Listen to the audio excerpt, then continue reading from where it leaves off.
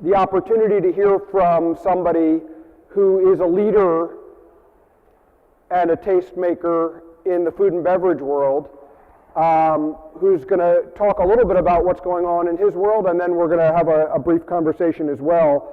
So I am happy to be able to introduce Marcus Samuelsson. Marcus, please join me.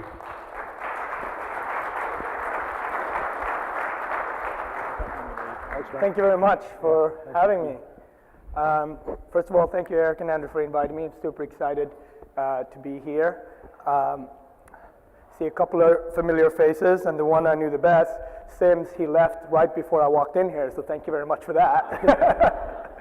Anyway, I came to this country about 25 years ago, and like most chefs, the journey of a chef, you know, when I started cooking, we had our French gods, right? There was only one way to be chef, was you either worked in a French restaurant, or if you were in Gothenburg, like me in Sweden, you worked with the guy with the best French accent. We were very ambitious. We looked at 3-star Michelin as really the places for us to be. Although there was no 3-star Michelin in Sweden, so you had to go to France and be part of it. And it was easier to become a chef, but there was also less opportunities. When I was in France, my chef told me that, Marcus, you should leave Europe, you should go to the land of the burger, you should go to America. And when I came to the States and started to look at this, there was iconic figures like Wolfgang Puck, Jeremiah Towers, Alice Waters, that I started to look at the same way as I started to think about sort of the the French icons, right? But every time, because it's America, there was different questions, right? There was just a little bit more pop culture, a little bit more rock and roll, a little bit more things that I could relate to. And out of that, you start to realize that food, dining, hospitality is, of course, it's culture. It's related to culture, history, and politics and laws. And all of those things combined shapes why we eat, why we stay where we stay, and you know, what our value proposition is, right? For me, I think one of the biggest opportunities that we have is re-looking at urban America as a center of opportunity and growth, whether it's through restaurants, hotels, the two of them combining. And it's really you can look at it as a new frontier, but I actually look at it as really reprogramming what was there pre-integration segregation. If you look at historically inner cities, before, there was always hotels, local owned, there was always diners and restaurants that had different levels of taste and offerings. So I do think that we are in a very interesting time, probably the most interesting time ever, because with the help of technology, with the help of people, young people are excited to go back to inner cities to have their experiences. If you would have asked me 10 years ago that some of the best hotels in New York City are in Williamsburg, I would say you guys are crazy. And so for me, it's really about what's the next Williamsburg, what's the next Austin, what's the next Portland, right? And what are the value propositions that, you know, the customer there would ask for? I think that asking those questions will be, the people who can sort of have the answers and start looking at those things will always be in the frontier. When I think about the question of sustainability to my restaurants, well, sustainability in my restaurants in Sweden is exactly that. It's green, we have urban gardens, and we think about how can I get the most local fish to my restaurant. Sustainability in Harlem might look like, how do I hire locally? So the conversation about what sustainability is obviously very different when you look at it through an urban American landscape versus you look at it in a place like Stockholm. But I do think that these questions will not only the next customer, the consumer ask for, they will also demand. And it's these challenges about how much technology do I bring in to the experiences. Do I want VR in my dining room, or do I want the softer touch might be maybe no technology in the dining room, right? And you know, the VR experience in the dining room could be right for one product, but could be completely wrong for another product. So I think that the more we work online, the more authentic experiences do we want offline, right? I just came back from Southeast Asia and ate, and the answers of what's good food is, or the next good food is, I had it when I was staring at this great tartare, this good lab dish that has beautiful croutons on top, and there were bugs. I knew when I ate that I was looking at the next protein. I knew that I was looking at the next Brussels sprouts, right? And what would be the first hotel restaurant that will serve bugs made out of ramen, you know, for its customers? Wouldn't Brooklyn be the best place to do that? So think about that. Right? And we might laugh at it today, but it might be the next thing, right? So I do think that I've learned one thing, putting limitations to what we as Americans can do doesn't work. I know we'll exceed it and we'll beat it, and we'll always come up with great surprises, and we all challenge each other to come up with something better. I feel very bullish about inner city, and that's why our next projects will be in Newark. We're also looking at Overtown in Miami, and you know, we have a lot of interest from Detroit. And what could be better for an immigrant coming to this country with $300, looking like me, with a Swedish accent, to feel bullish about inner city? Thank you very much. Thank you. Fantastic. Thank you. Fantastic. So we have a few more minutes to go, which is great. So wanted to talk to you about a couple of other subjects that you sort of touched on here and there. But you deal with a lot of, obviously you have all of your businesses you're running, but you're also very, very philanthropic, giving back in lots of different ways. So how do you use food and your businesses to extend those philanthropic efforts and to get more people to give back and enable you to give back more? Well, for me, it started from my birthplace. I'm here because I was helped by the goodness of others, right? There was a nurse in the hospital that didn't give up on us, and she worked with an organization like the Red Cross to get us adopted. So if that's your starting point, you will always think about it, how can I do that to build communities? Second, if you go back to the core word of what the name restaurant means, it's a word that we all talk about, but what does actually restaurant mean? It means to restore your community. So when you think about restoring your community, the next generation, cooking with kids or cooking for elderly or cooking for people that might not be able to experience a restaurant in the way we think is traditional by being a customer. But there's many ways to experience restaurant.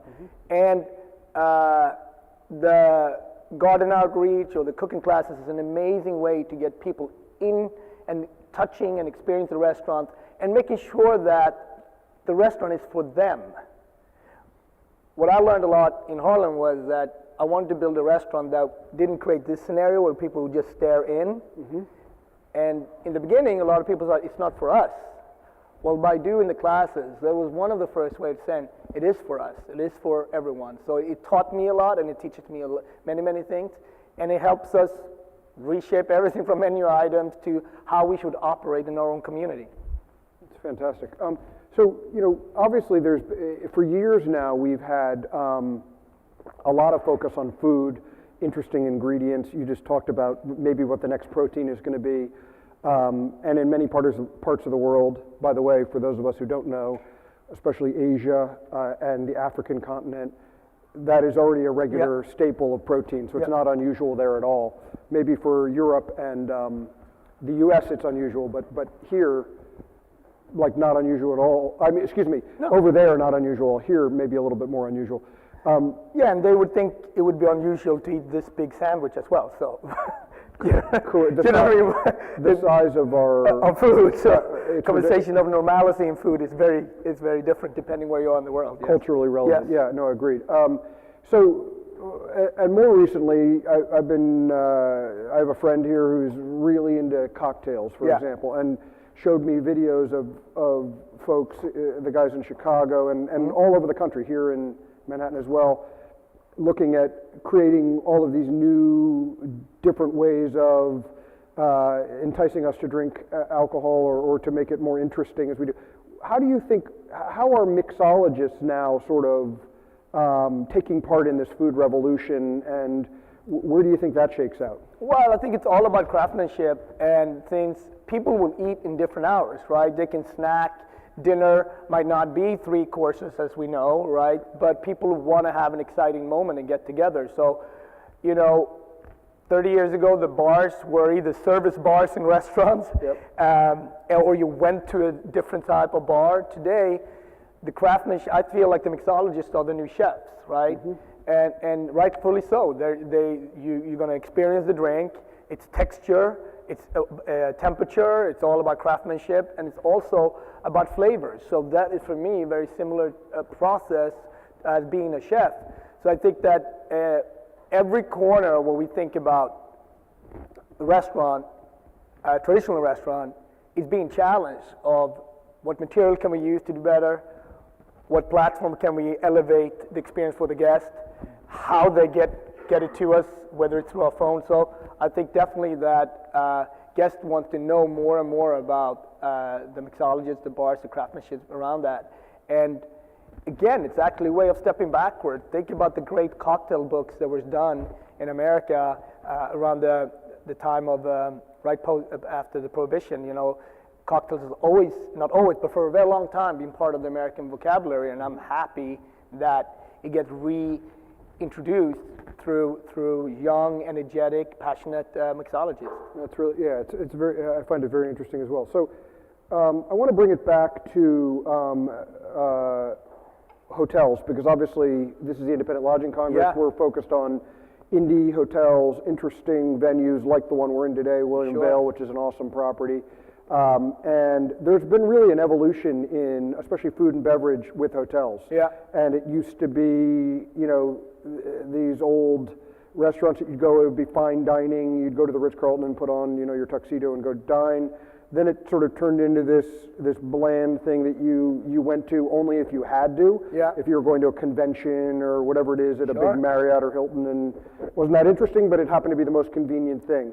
And now we're sort of coming full circle where the food and beverage at these hotels is really a focal point.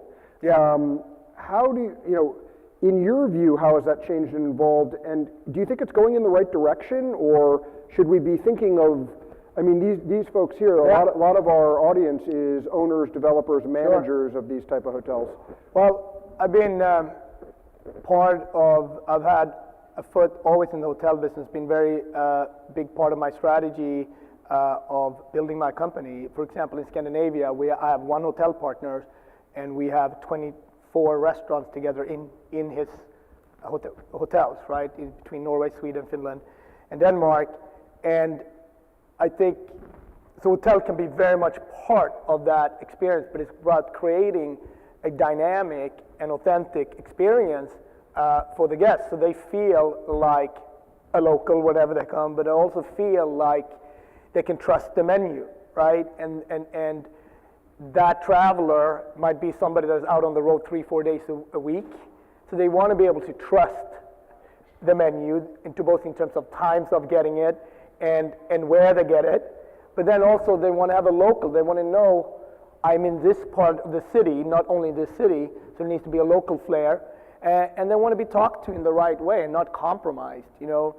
I think that in that company, for example, when we started, F&B was 15% of their operations. Today, F&B is 45% of the operations. So clearly, it's changing the dynamic of that company. Yep. So the type of leaders that we need to have needs to come more from the F&B space. So we're going through that transition, and that's not easy. But I think that the days of being static you need, whatever product you're doing today needs to be dynamic.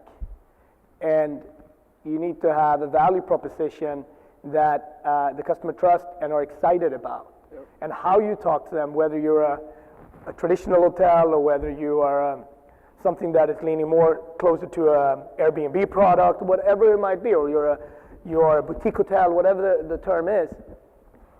These are all just labels unless the consumer feels those experiences, right? Because the label boutique hotel is also one of the most overused label. There's very few products that actually are boutique, right? Agreed. So I think the label is secondary to me. It's more about what does the four walls mean, and how do you engage with the customer, and how do they trust you as a product, and how do you create a dynamic landscape for that?